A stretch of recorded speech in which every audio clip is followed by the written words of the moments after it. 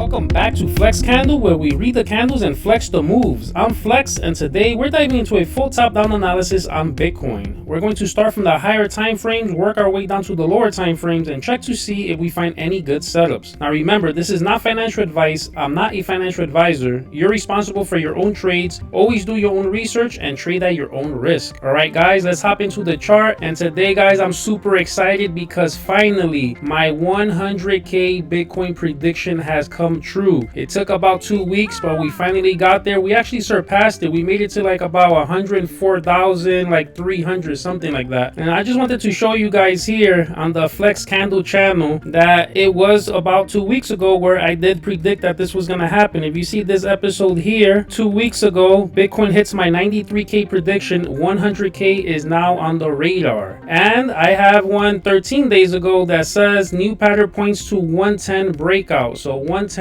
could possibly come soon. Now, yesterday, if you guys tuned into the episode, I'm gonna replay this part of the episode, and I had the daily chart in a flag, but I saw that the pattern was kind of changing, and I changed it into a broadening wedge, and then the new measured move was going to be 104,600, I believe. And now look, guys, at the pattern here live. Exactly, I'm probably off by like $100-$200 only, but if anyone took this play, we're in profits. Once again, technical analysis wins. You read the candles, we flex the moves. So finally that 100K prediction came true. Now let's see what we could find in the charts for today. Let me take off the patterns. Let's start off with the weekly here, and on the weekly chart, still super bullish. Look at the size of this green candle here. We still have the stochastics pretty low. We still have a lot of room and a lot of potential to keep running up and possibly continue to drag. Looks like May is going to be a very good month. As many of you guys know, I have the weekly in a falling wedge pattern. This measured move in the yellow goes to about 117, 120.